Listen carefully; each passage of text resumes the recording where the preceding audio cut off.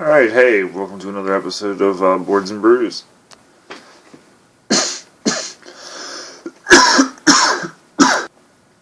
Alright, sorry about that. So, here we are, another episode of Boards and Brews. Today we'll be talking about my Force Ghost Saison.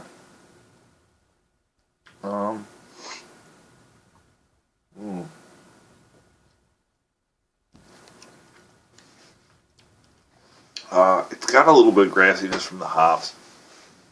This beer was dry hop for like 2 weeks. It's way too long. 10 days is probably the maximum you want to do that for. Overly dry hops, it's a little grassy. But that's not a bad thing with this beer. Excuse me. It's the body. I cold crashed it at 32 degrees for like 3-4 days. So it was cold crashed. There's not really, shouldn't be any yeast in suspension. Hops were in pellets, so hops were in a bag, not a muslin sack, but something a little bit thicker.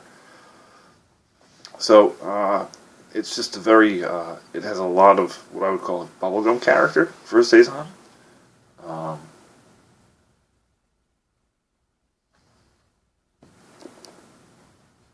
Like very gentle bubblegum, kind of like those, like the sticks. They used to give those pink candy sticks out that were sort of like a soft flavor.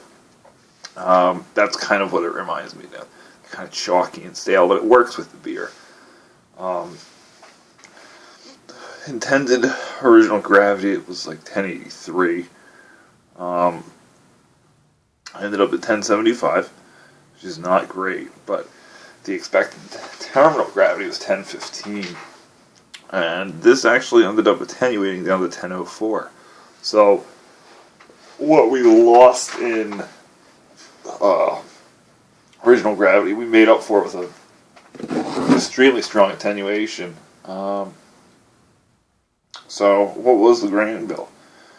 And again, this is for a 6.25 gallon Cape batch. 1.5 pounds of white wheat, 1 pound of carapils, 2 pounds of flaked wheat, 13 pounds of Pilsner malt.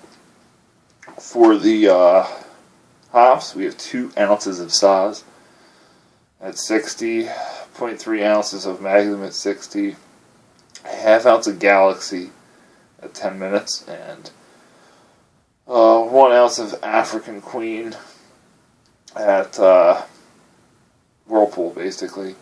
And then 1 ounce of XJA 436 experimental.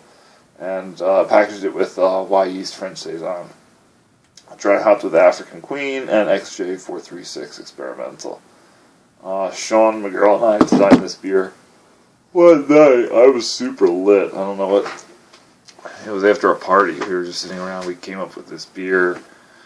And Force Ghost is just something we were talking about at the bar. It was just a ridiculous name. But so let's see what the brewing notes are. We mash in at 155. First runnings were at 1063 at 115 degrees. Pre-boil, we were at 1042 at 155. Final gravity 1075 at 45 degrees. Also over cold crashed. So yeah, I overcooled the wort on this beer, which is kind of a problem I've been having this winter because the groundwater is so cold. This has been so cold here. Excuse me. It's tough.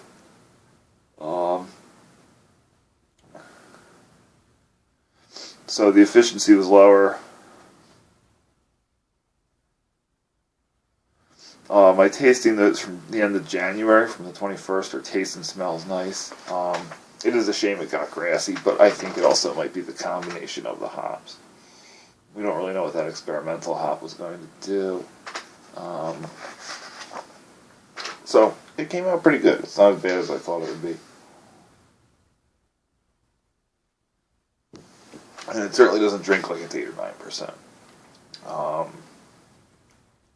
It drinks